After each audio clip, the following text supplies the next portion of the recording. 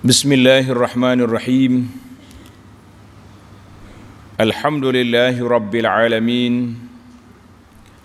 Wassalatu wassalamul atammanil akmalan ala habibina wa sayyidina wa qudwatina Muhammad ibn Abdullah wa ala alihi wa sahbihi wa man walah, amma ba'du. Alhamdulillah, pada pagi Jumaat yang ceria 1 hari bulan 1 2021 bersamaan dengan 17 Jumadal Ula 1442,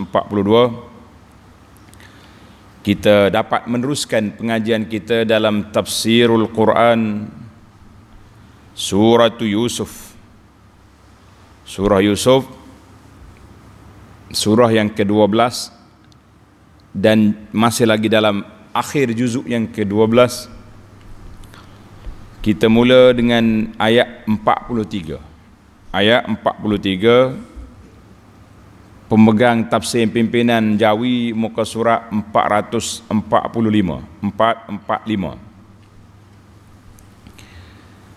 Ini adalah merupakan episod yang ke-7 dalam siri sejarah Nabi Yusuf. Setelah dia berada dalam penjara, maka Allah SWT nak naikkan darjat Yusuf melalui mimpi raja. Raja Mesir bermimpi.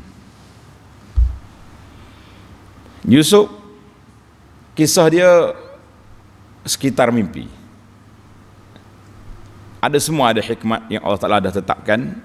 Mari kita baca ayat, kemudian kita pergi kepada penafsiran yang ringkas, insya-Allah. أعوذ بالله السميع العليم من الشيطان الرجيم. وقال الملك إني أرى 7 بقرات سمان يأكلهن 7 عجاف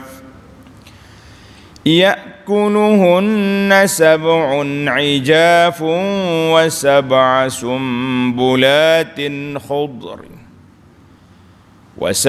سنبلات خضر وأخر يابسات. يا أيها الملأ أفتوني في رؤياي إن كنتم للرؤيا تعبرون.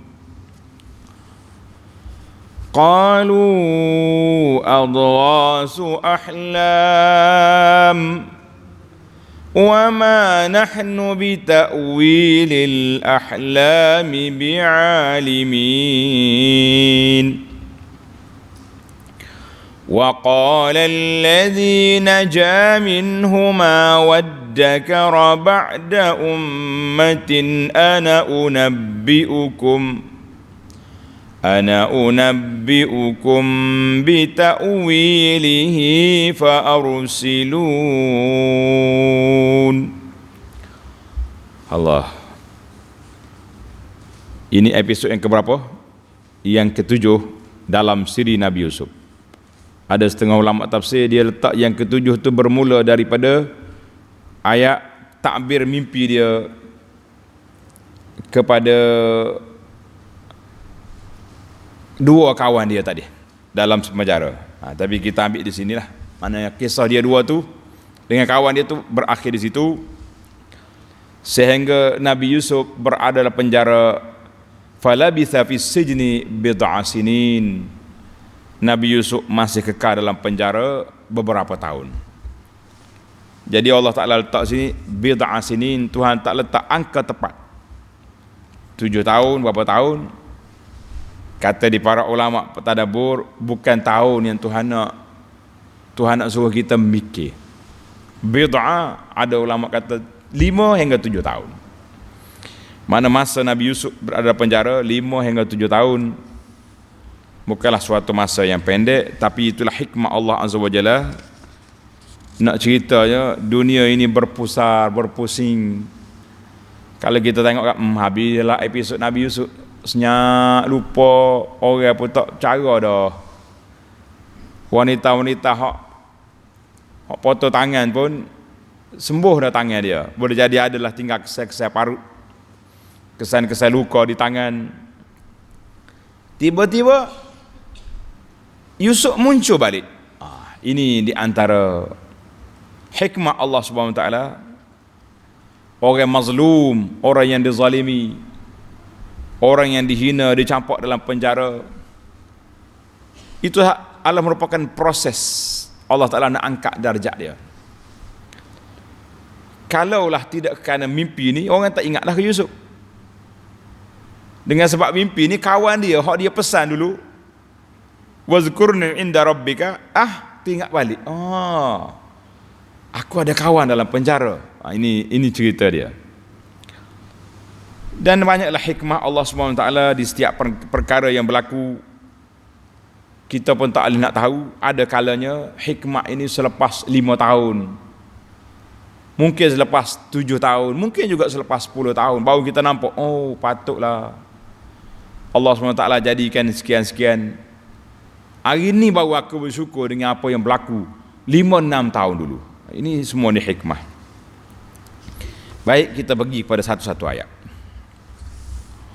Wa qala al-maliku inni ara sab'a baqaratin siman. Dan pada suatu hari Raja Mesir berkata kepada ahli-ahli mesyuarat dia, orang besar dia, tengah duduk mesyuarat kabinet, tiba-tiba tuanku bertitah, inni ara sab'a baqaratin siman ya'kuluhunna sab'un ijaf. Sesungguhnya aku bermimpi melihat 7 ekor lembu yang gemuk dimakan oleh 7 ekor lembu yang kurus. Lembu gemuk sihat molek, nyetelai dia lembu kurus lagu mana? Pelik tu. Nah, kalau ular makan benda besar biasa, kambingnya seruk masuk boleh.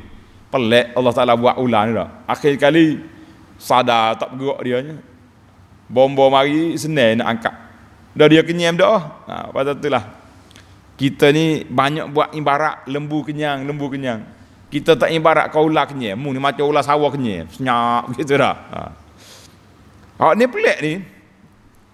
Lembu kurus telai lembu gemuk. Pelik. Dikata mimpi ni pelik. Raja dia mimpi. Wa sab'a sumbulatin khudrin wa ukhra yabisat. Dan aku melihat 7 tangkai biji-bijian yang hijau dan 7 tangkai lagi yang kering. 7 tangkai comel, 7 tangkai lagi kecup. Sudah. Ya ayyuhal malak, wahai para pembesar, ketua-ketua yang hadir, datuk-datuk, datuk seri, tan seri semua, aftuni fi ru'yai in kuntum lirru'ya ta'burun. Terangkanlah kepadaku tentang mimpiku ini, kalau kamu orang yang pandai mentadbirkan mimpi. Pasal tengok raja pun cerdik. Bukan semua orang boleh tafsir mimpi aku ni. Kalau mau pandai, saya dah. Kalau tak pandai, duduk diam. Jangan bercakap.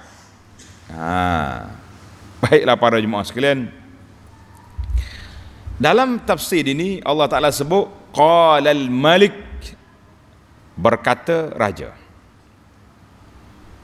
Tuan-tuan kena ingat, bahasa Arab ni rumah sama baris lain, makna lain. Kalau kata al-maliku dengan baris bawah raja. Kalau kata al-malak dengan baris lam baris atas, itu malaikat. Jangan salah baca. Ini raja. Cuma ada timbul soalan, sammahul Quran huna malikan. Quran menamakan di sini raja. Nama apa raja dia tak sebut. Dan dia tidak dinamakan Fir'aun. Ingat baik. Fir'aun, raja Mesir, pemerintah Mesir, nama dia terkenal dengan nama gelaran dia Fir'aun. Pada tu Fir'aun hak lawan Musa tu bukan nama dia tu, nama gelaran, jawatan Fir'aun. Fir'aun pemimpin Mesir. Nama dia Ibnu Ramsis. Begitulah. Baik. Cuma di sini Allah kata Malik, yakni Maliku Misra. Malik dia tak namakan Fir'aun. Tanda para pelajar, li'anna hadzal malik al-maliku lam yakun minal fara'inah. Dia ni bukan daripada keturunan Fir'aun, raja Mesir dari keturunan Qibti.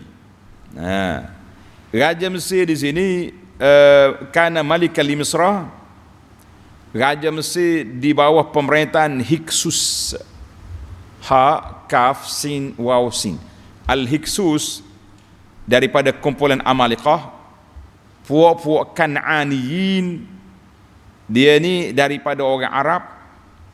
Puak-puak Greek menamakan kerajaan dipanggil Hukumatul Badui, kerajaan Badui. Makna pemerintah ni bukan golongan elit.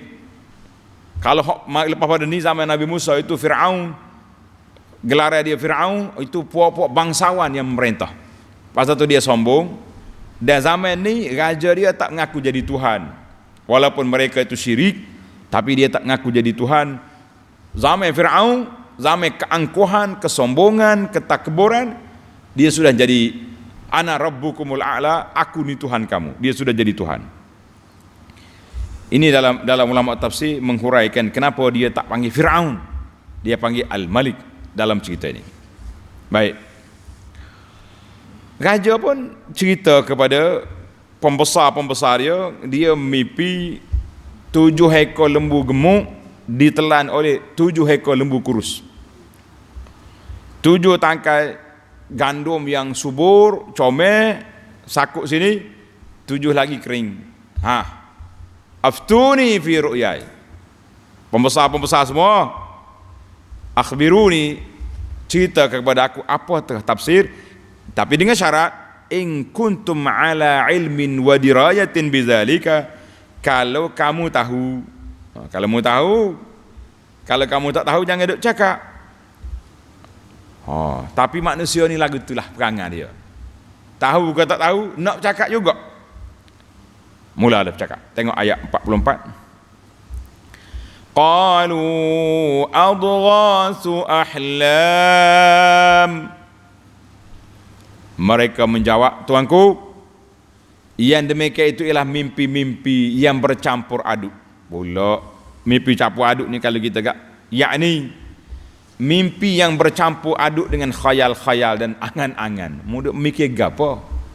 Tuanku duk mikir apa yang tidak jelas maksudnya, duk mikir khayal lagu ni. Kan apa yang kamu nak fikir-fikirkan? Adghasu ahlam. Dia kata kalau kita gak macam mengigau lah, mimpi tak tahu apa ni, tak ada apa. Hak tak ada apa tu satu. Hak sedap laginya dia hurai pula. Wa ma nahnu bi ta'wilil ahlami bi'alimin. Dan kami bukanlah orang yang mengetahui mimpi-mimpi yang sedemikian itu. Jenis mimpi mengegar tengah hari ni, kami ni bukan jenis itu. Ini dia panggil cakap besar. Para jemaah sekalian, kita kena tanda, kita kena belajar daripada ahli-ahli pembesar Mesir ni. Jangan jadi lagu ni. Ni banyak orang ni kalau dia mari jumpa ustaz, muqaddimah comel tapi khatimah buruk. Maaf lah ustaz saya ni bukan orang pandai, saya ni orang kurang ilmu, saya ni tawaduklah kononnya. Bila mula duduk dalam majlis, tak ada ke ustaz, popek dia dulu ceramah. Dia dulu bercakap, dia dulu. Kita kata ni semua ni macam geng-geng Raja Mesir hok cakap lebih. Dia mau tak tahu duk diam. Raja pun syarat dak. Kalau mau tahu, dia bukan cakap tak tahu, dia condemn pula mimpi raja. Mimpi tak adghasu ahlam. Jadi orang panggil mimpi tak ada kerja ni, mimpi mengarut itu aku koyak kok si tu. Allah sedap ayat dia. Kalau dia kepuak ni pun habis lagi Mesir. Jadi kita jangan belajar kesilapan yang dibuat oleh pembesar-pembesar Mesir ni. Dia duduk komen benda yang kita tak ada ilmu. Patutnya diam lah kalau tak ada. Jadi nasihat saya kepada masyarakat awam, dia panggil netizen ni, kalau hak benda tak tahu tak sedap cakap lah. Duk diam-diam lah, kita tunggu para ulama yang bercakap, ataupun kita cari orang-orang yang kita thiqah, kita percaya cakap, barulah kita sebarkan. Kalau tidak, tak sebar. Pada tulana sendirilah secara peribadi. Kalau timbul isu-isu, kita tengok dulu sehari, 2 hari, 2 hari, 3 hari, orang duduk mengolah, berasak di dalam Facebook, buat netizen duduk mengulas, kita mengambil sikap, tengok dulu betul ke tidak. Kadang-kadang ulah hari ni petang kaget dapat penafian, malu kita, nampak gopoh kita lorak tak tahu kalu. Jadi puak-puak ni belorak, orang Kelantan kata belorak maknanya gopoh, selalu condemn mimpi raja, sedangkan mimpi ni mempunyai value yang tinggi, yang besar dari sudut masa depan ekonomi negara Mesir. Nyeduk mai adra su'ahlam, alah mimpi siang hari bos, orang tak percaya benda lagu ni. Sedap ayat dia. Baik, takdir Allah SWT nak menyelamatkan negeri Mesir, nak angkat darjat Nabi Yusuf setelah tanda, tuan-tuan, setelah kumpulan pembesar ni bukannya orang biasa-biasa, ada di kalangannya ahli-ahli fikir, intelektual ada. Ni dalam kitab tafsir kata ada di kalangan mereka tu ahli-ahli tilik, ahli nujum, ahli macam-macam ahli, pakar-pakar yang duduk dalam majlis raja ni telah mengaku lemah. Wa ma nahnu bi ta'wil ahlami alimin, kami tak erti. Bila tak erti, maka sekarang ni kita akan serahkan tugas ini kepada pakar. Dalam bahasa kita sekarang ni, meminta bantuan daripada pakar luar.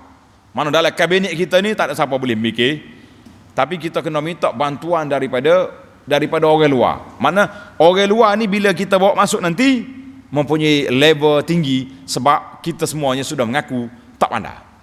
Ini dia panggil Allah Ta'ala nak angkat. Narfa'u darajatin man nasha'. Tuhan kata kami angkat darjat siapa yang kami nak. Orang yang nak angkat, Tuhan nak angkat di sini Sayyidina Yusuf ibnu Nabi. Yusuf anak Nabi, cucu Nabi, cicit Nabi. Subhanallah. Allahu alaihi wassalatu wassalam. Baik.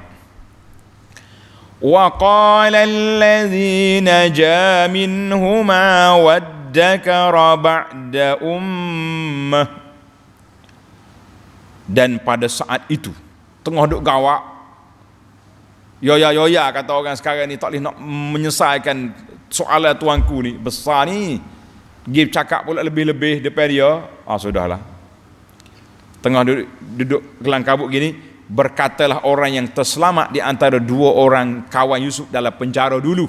Ingat kan, seorang mimpi perah anggur, seorang lagi mimpi junjung roti. Hak junjung rotinya makan di burung, telah dipancung kepala. Yang buah anggur ni segar atau selamat daripada tuduhan meracun raja, maka dia selamat. Nabi Yusuf pesan ke dia, uzkurni inda rabbika, dia terlupa. Hari ni waddakara ba'da ummatin, di antara adan yang baru teringat akan pesan Yusuf. La ilaha illallah, 7 tahun baru teringat balik. Yang pentingnya ada memori dia. Ana unabbiukum bi ta'wilihi fa arsilun. Baik, diam, tak usah duduk tafsir tak tahu kalu, jangan cakap tak erti. Sedaplah dia apa. Jadi dia teringat balik pesan Yusuf sesudah berlalu suatu masa yang lama. Tuan Al-Malik, saya akan memberitahu kepada kamu takbirnya.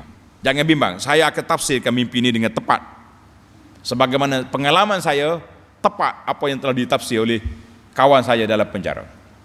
Oleh itu, hantarkanlah aku pergi kepada orang yang mengetahui takbirnya. Jangan tanya sembarang orang, jangan hidup cakap satu kali. Hantar saya akan pergi jumpa dengan dia, minta tafsir mimpi. Masya Allah, tabarakallah. Tengok ayat 46. يوسف أيها الصديق أفتنا في 7 بقرات سمان يأكلهن 7 عجاف و7 سنبلات خضر وأخر يابسات la'alli arji'u ilan nasi la'allahum ya'lamun. Sedih. Jadi oleh kerana pekerja ni minta dengan keizinan daripada raja, hantar saya pergi ke dalam penjara, minta izin, arahan tuanku, biar saya boleh masuk dalam penjara, pergi cari kawan saya hak dulu 5, 6, 7 tahun dulu ada di sana. Nabi Yusuf sahabat dia ni pun, pemerah anggur ni pun masuk dalam penjara. Setelah ia berjumpa dengan Yusuf, kejut juga Yusuf, tengok dia ni. Berkatalah ia, Yusuf, ingat lagi nama, Ayyuhas Siddiq, Yusuf, wahai orang yang benar. Tengok pandai dia ni. Kita nak tanya orang ni, kita kena puji, jangan duduk pelekeh dulu. Ayyuhas Siddiq, wahai orang yang sangat benar, orang yang hebat, kawan kita yang telah berjasa besar kepada saya. Agak-agaknya Yusuf kata gapo ke pemerah anggur ni?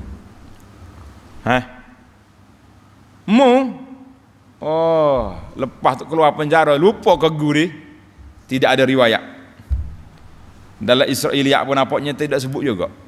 Kita ada kitab Israiliyat fi surat Yusuf. Menarik juga. Anda duduk saya tengok riwayat-riwayat, banyaklah pelik-peliknya. Kalau hak pelik benar kita tak cerita, hak pelik sikit kita cerita. Jadi dia Yusuf tak tempelak langsung kawan dia. Dia kata, bila ada isu, bila ada kes baru teringat aku, 7 tahun di sini. Mana tak ada lah. Kita kalau jumpa kawan lama, usahlah dia ngungkit. Ini Yusuf ajar kepada kita, jumpa guru lama jangan mengungkit. Dia dalam keadaan susah sekarang ni, minta bantuan, tiba-tiba kita doa balik kisah-kisah story lama, itu mengeruhkan suasana. Sekali lagi, pengajaran besar yang kita kena mengaji dengan Yusuf di akhir surah nanti, bila dia jumpa dengan adik-beradik dia. Yusuf tak kata, kamu dululah campur aku dalam telaga, kamu dulu jual aku. Tak. Yusuf akan guna pendekatan yang tidak memalukan keluarga, tapi menunjukkan syukur. Yusuf kata, Alhamdulillah, Allah segala puji bagi Allah Ta'ala yang telah mengeluarkan aku daripada penjara. Kalau Yusuf kata mengeluar aku daripada pelaga, adik-beradik dia akan tunduk habis, berah muka, kata orang. Kalau dia kata berah muka, mana berubah muka dia. Sebab bila penjara puak ni, bila telaga puak dia, bila penjara Imratul Aziz. Tengok Yusuf, dia tak mengungkit kawan. Kita lah ni bukan mengungkit, mencari kesempatan. Lagu mana pula ni? Kita habis cerita Yusuf lah, baru sedap dah. Kalau kawan-kawan lama tak jumpa 5 tahun, 7 tahun, 10 tahun tak jumpa, tiba-tiba SMS, Syekh, apa khabar? Baik. Nak jumpa boleh? Boleh. Jumpa tak ada 2 minit. Apa khabar? Berapa orang anak? Keluar katalog. Ni, saya jumpa benarnya. Nak tunjuk benda baik ni. Masuk hak ni kak. 5 kes sebulan. Pula. Ni kalau hak mari tu hak nak jual barang tu, bukan macam mencari orang. Ini kita masalah. Dunia nak kiamat ni lagu tu orang. Pasal itulah kata di ulama salaf, dia kata penyakit masyarakat ni, penyakit digoda oleh dunia, tapi pengubat dia siapa dia? Para alim ulama. Tapi kalau ulama juga sakit, nyegoda dunia, tak apa lagi nak ubat masyarakat. Allahu akbar. Baik, balik ke cerita Yusuf. Yusuf ayyuhas siddiq, Yusuf, wahai orang yang benar, aftina fi sab'i baqaratin simalin ya'kuluhunna sab'un ijaf. Satu mimpi, sebuah mimpi orang tengok 7 ekor lembu yang gemuk dimakan oleh 7 ekor lembu yang kurus. Satu episod. Wa sab'im sumbulatin khudrin wa ukhra yabisat, dan 7 tangkai biji-bijian yang hijau, serta 7 tangkai lagi yang kering. Apa dia maksud dia ni? Takbirkanlah Yusuf, la'alli arji'u ilan nasi la'allahum ya'lamun, supaya aku kembali kepada orang-orang yang mengutuskan aku, tuanku, semoga mereka dapat mengetahui tafsir mimpi ni. Mimpi raja ni bukannya mimpi kok mimpi pula pelik, lembu itu ni gandum. Yusuf spontan dapat wahyu daripada Allah Taala menafsirkan mimpi.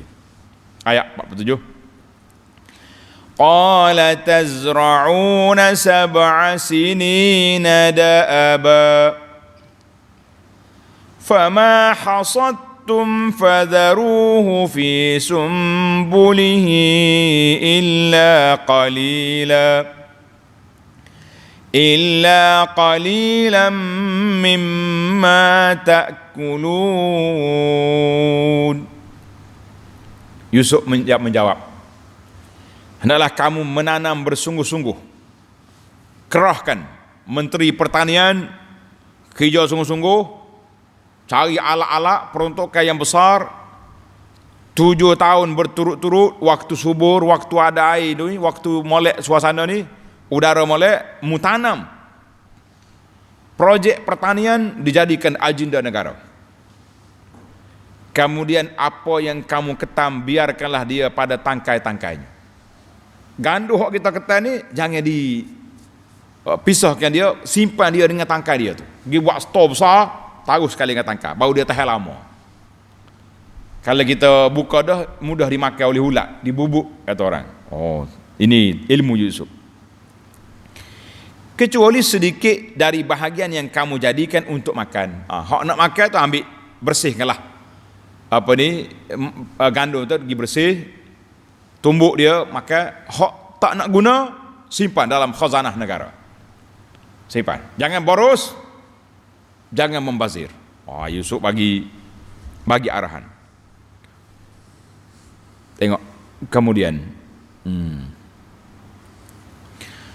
summa ya'ti min ba'di dhalika sab'un shidadun ya'kulna ma qaddamtum lahunna illa qalilan mimma tuhsinun. Sudah.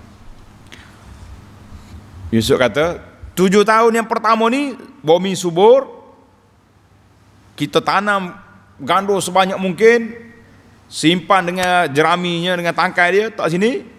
Ingat, kita akan menghadapi suasana kegawatan ekonomi, kemarau yang panjang yang kita akan hadapi nanti. Ini berat. Yusuf bagi tahu.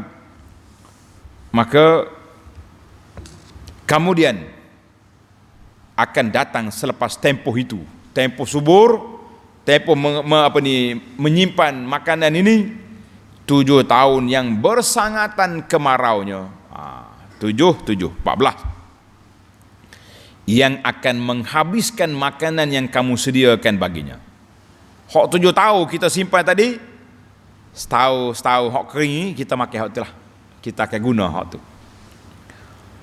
Kecuali sedikit dari apa yang kamu simpannya untuk dijadikan benih. Simpan juga. Nanti habis 7 tahun ni, tak ada pula benih nak tanam. Hak tu kena ingat, bajet kena siap lalu. Mana kita bagi 3, hak kita tak bagi 3 kita punya gandum ni, sebahagian untuk makan sekarang, sebahagian tu untuk jadikan benih.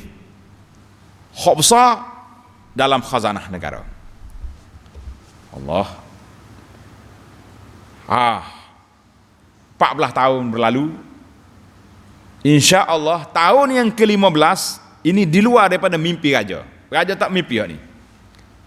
Ini daripada wahyu daripada Allah Azza wa Jalla, nak menunjukkan benarnya dakwah yang dibawa oleh Yusuf alaihissalam. Yusuf kata apa? Tengok ayat 49. thumma ya'ti min ba'di dzalika 'amun fihi yughasun nas wa fihi ya'sirun.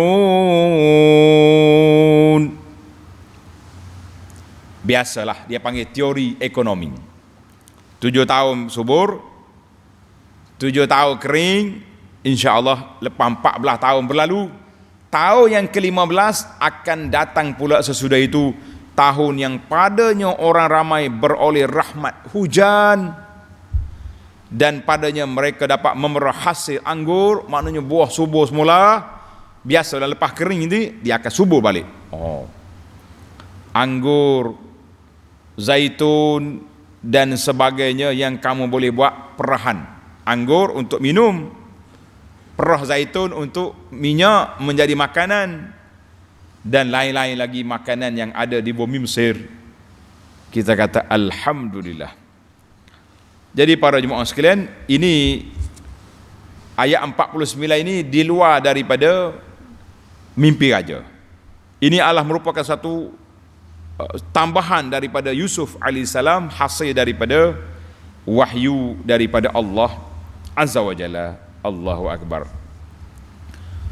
Dalam hadis Nabi sallallahu alaihi wasallam, ketika Quraisy sangat-sangat menekan baginda sallallahu alaihi wasallam di Mekah,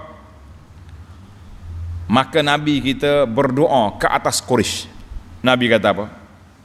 Allahumma anji Salamat bin Hisham. Jadi puak ni kena khianat. Allahumma anjil Walid bin al-Walid. Allahumma anji Ayyash bin Abi Rabi'ah. Allahumma anjil mustad'afina minal mu'minin. Ya Allah, selamatkanlah orang-orang lemah di kalangan orang mukmin. Allahumma shdud wat'atak ala Mudar. Allahumma sinina kasini Yusuf. Jadi bila Nabi kita minta Allah Ta'ala bantu puak-puak muslimin, golongan yang lemah-lemah, mustad'afin, Nabi kata usdud wat'at, keraskan sikit hukumanmu ke atas kumpulan Mudar, kabilah Mudar. Allahumma sinin, ya Allah jadikan kering negeri mereka sebagaimana keringnya negeri Mesir di zaman Nabi Yusuf. Hadis ini dikeluarkan oleh Imam Bukhari dan juga Muslim. Kata di Al-Imamul Hafiz Ibnu Hajar, sini Yusuf apa yang berlaku pada zaman Nabi Yusuf, kemarau 7 tahun. Inilah yang disebut oleh Nabi sallallahu alaihi wasallam. Maka para ulama dalam siri kitab yang anda baca Rahmatul Muhdah, dia kata beza Nabi kita sallallahu alaihi wasallam dengan nabi lain. Nabi lain dia minta binasa habis kaum dia. Nabi kita tak minta binasa, dia kata usdud wat'atak, keraskan sikit ujianmu ke atas puak ni. Untuk apa? Biar mereka sedar. Dan sungguh apa yang Nabi kita nak. Pasal itulah kita jangan doa, jangan doa binasakanlah umat ni seperti Ad, Samud lah. Nabi kita tak kata lagu tu. Hadza laisa minas sunnah. Ad-du'a bil mauti wal halak. Kita kena kata seperti mana yang Nabi kita salah sebut.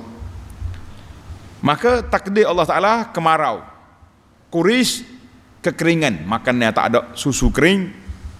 Akhirnya mereka mari jumpa Nabi sallallahu alaihi wasallam, minta Nabi kita berdoa.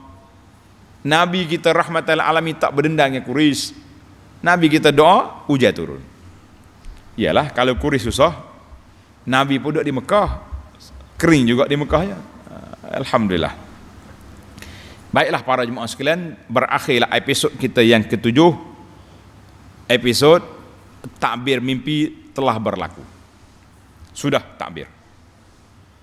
Dan sudah sampai pemerah anggur tadi, pembuat jus sudah pun balik ke istana, melaporkan apa yang disebut oleh Nabi Yusuf ini kepada raja. Raja duk mikir, siapa dia boleh buat kerja ni? Ni kerja nak gerakkan jihad pertanian 7 tahun ni, siapa dia boleh buat? Puak-puak dia ni hot depan ni tak jadi apa dah. Nyokon dia mimpi raja petai lagi. Puak-puak ni tak boleh pakar. Nah, ini yang kita kata Allah nak angkat darjat Yusuf alaihissalam. Jadi cerita ayat 50 ini dia panggil kisah Allah Ta'ala angkat darjat Nabi Yusuf. Ini episod yang ke-8 dalam kisah kita. Yusuf muhasabah balik, audit balik. Kenapa aku di penjara? Ingat, Nabi Yusuf tidak mudah. Raja kata, dia kata, qala al-malik utuni bihi. Dia ambil dia dalam penjara, mari ke istana. Dari penjara ke istana. Tapi adakah Yusuf senang-senang nak pergi? Yusuf mempunyai maruah yang tinggi. Dah, aku tak akan pergi kecuali selesaikan dulu tuduhan-tuduhan aku ini. Ini orang berprinsip. Kita kalau bercakap bab prinsip, tapi kalau kata boleh lepas, lopak lalu lepaskan dulu. Mahkamah bebaskan dulu baru kita pergi. Baik, itu cerita besok. Sebelum besok, kita nak cerita kepada para jemaah sekalian beberapa al-fawaid at-tarbawiyah wal ilmiyah wal lataif, faedah-faedah dari sudut pendidikan, dari sudut ilmu, dari sudut kesenian Al-Quran yang kita boleh belajar dalam kisah ta'bir mimpi Nabi Yusuf alaihissalam ini. Baik, kita pergi kepada yang pertama. Yang pertama Allah Ta'ala sebut qalu adghasu ahlam. Ini mainnya tidur ya ni. Kata di ulama haza jazmun minhum bima la ya'lamun. Ini puak-puak pembesar telah bercakap di luar kemampuan dia. Dia telah menjamakkan di antara jahil dengan confident benda dia tak erti. Ini bahaya sekali dalam masyarakat. Bahaya. Kita sama juga. Tadi ana sebut di awal tadi, ada setengah orang ni bercakap pandai, muqaddimah sedap, tak? Oh, saya ni tak erti agama. Saya ni ngaji kurang, tak? Ustaz, saya ni ngaji tak banyak, tak pandai. Tapi cakap dengan ustaz lebih dia pada ustaz. Kita kata ini orang yang tidak beretika ketika berada bersama dengan ahli ilmu. Sama juga dengan pembesar-pembesar ni. Boleh dia cakap adrasu ahlam. Tuanku, tak usah duduk pedulilah. Ini mimpi main-main tidur ini. Jadi ini bila orang boleh confident macam ni, dia panggil al-i'jabu bin nafsi. Orang ni orang terpedaya dengan diri, dia rasa dia hebat. Tak usah cakap benda tak tahu, jangan duduk cakap. Serahkanlah kepada ahli. Satu lagi, ahli pun kita nak pergi tanya dalam bidang orang tu. Jangan pergi tanya dalam bidang lain. Jangan. Ustaz ni pandai dalam bab ngajar bab wudu, haid, nifah, dia pandai belaka. Tiba-tiba kita pergi tanya bab muamalah, peninglah dia. Orang ni pandai dalam bab ni, pergi tanya bab faraid, tak berjawab. Jadi kita kena tengok kepakaran. Jadi jangan rempuh tak kena, kan? Tapi biarlah kita pergi tanya satu benda di dalam perkara skup yang orang tu. Ni banyak orang ni, tanya orang ni dalam bab-bab benda-benda agama ni kita tanya. Maka kita akan satu bab hukum, satu lagi bab suasana dunia hari ni. Kita kena tengok pendakwah-pendakwah yang mengkaji tentang konspirasi, tentang apa dia panggil ni, protokol Sohyuni, apa dia panggil, kerja-kerja yang dibuat oleh puak-puak Zionis ni di sebalik tabir. Itu pun satu kajian yang perlu kita buat juga. Jadi kita kena, kalau tidak, sebagaimana kata ulama hadis, man takallama fi ghairi fannihi atta bil ajaib. Siapa dia bercakap di luar bidang kemampuan kepakaran dia akan cakap benda pelik. Puak-puak ni dia tak erti takbir mimpi, tapi kenapa pergi bercakap adghasu ahlam, mimpi yang tak ada faedah lah. Maka Allah Ta'ala tegur di sini supaya kita jangan ikut jejak langkah mereka. Yang kedua, faedah yang kedua, si pemerah anggur ni mula bercakap dengan Yusuf ayyuhas siddiq. Kata di para ulama, man arada an yata'allama, siapa dia nak pergi berguru dengan orang, siapa nak pergi belajar dengan mana-mana tuan syekh, tuan ustaz, hendaklah dia hormat pada kawan tu. Ni ada setengah orang ni tak nak pergi mana tu, ada kuliah malam ni, lepas tu pergi dengar-dengar lah, dia nak kata gapo. Mana kita pergi tu dalam jiwa kita memperlekehkan, maka dia ni tak masuk ilmu orang lagi ni. Kita kena pergi rasa haibah, rasa ada ilmu kawan tu, barulah kita dapat ilmu, insya-Allah. Tapi kalau pergi mana? Saja dengar-dengar lah, pada duduk saja pergi dengar. Bukan nak pergi mengaji, orang ni tak dapat. Lebih-lebih lagi hak menjadi, dia panggil ada satu dia mazhab lagi, dia panggil mazhab cicak. Cicak ni duk cek sini. Dia pergi orang mengajar, dia tak dengar. Duk buah belakang kau, duduk buat kelak apa. Lepas mengajar dia duk ngulah kedai kopi, ustaz tu kata gini, ustaz tu kata gini. Ini semua fitnah yang berlaku kepada kita. Ya, jangan main-main. Yang ketiga, orang yang ada ilmu, bila orang tanya dia soalan, dia kena mengambil kesempatan beritahu apa ilmu yang dia ada untuk memandu ke jalan yang benar.